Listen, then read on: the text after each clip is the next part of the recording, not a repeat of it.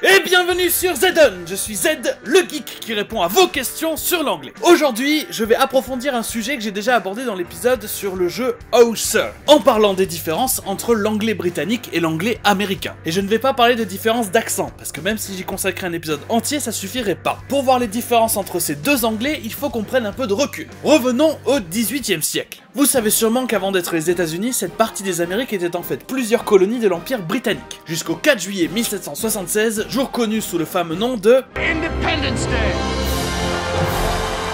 Les États-Unis sont devenus leur propre pays, complètement séparés des Anglais. Mais un homme, Noah Webster, trouvait que c'était pas assez. Il pensait que l'influence des Anglais était encore trop forte, en particulier dans l'anglais que les Américains utilisaient. Pour lui, c'était inutilement complexifié par l'aristocratie britannique. Donc, entre 1783 et 1785, Noah Webster publia une série de livres intitulés A Grammatical Institute of the English Language. Un de ces livres en particulier est devenu le livre d'orthographe sur lequel les enfants apprenaient à écrire. Dans ce livre, un des buts de Noah Webster était de simplifier l'orthographe de certains mots pour aller mieux avec leur phonétique. Comme par exemple la différence dont je parlais dans l'épisode sur Oh Sir. Pour certains mots qui finissent en OR, les Britanniques les écrivaient O-U-R. Et Noah Webster proposa la règle suivante. Si ça se prononce OR, alors les Américains devraient l'écrire OR. Et les Américains ont répondu, yep, pourquoi pas, c'est logique après tout.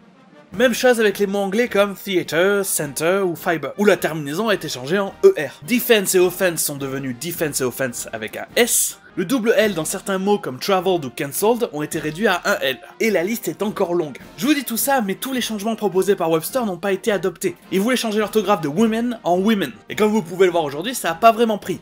Et ensuite, toutes les autres différences que vous pouvez trouver entre les deux langues sont générales dues au fait que ce sont les noms de choses qui ont été créées ou popularisées après la séparation des deux pays. Comme par exemple le plus connu, un appartement. Aux États-Unis, ça se dit You left it at the apartment. Et au Royaume-Uni, c'est But we've sold your flat.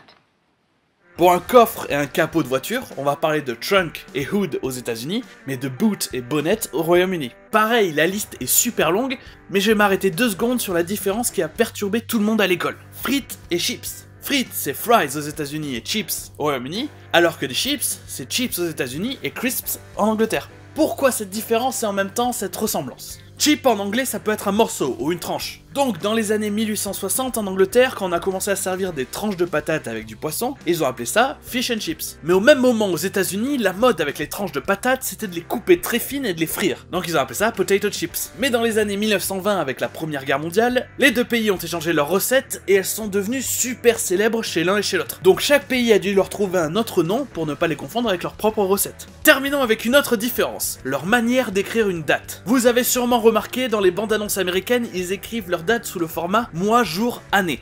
Ouais, ça c'est un mauvais exemple. Yep, c'est mieux. Alors qu'au Royaume-Uni et dans le reste du monde, on les écrit jour, mois, année. En fait, à la base, les deux pays écrivaient les dates de la même manière. Mois, jour, année. Mais au milieu du XXe siècle, le Royaume-Uni a décidé que c'était plus simple avec jour, mois et année. Alors que les États-Unis, ils ont jamais vraiment remis en question ce système. Donc les États-Unis, d'abord ça change son orthographe pour avancer avec le temps, et maintenant ça garde une manière d'écrire d'une autre époque. You gotta make up your minds. Et merci à tous d'avoir suivi cet épisode de Zedon. Si vous avez une question sur l'anglais pour un prochain épisode, posez-la dans les commentaires. Et sur ce, je vous dis à la semaine prochaine.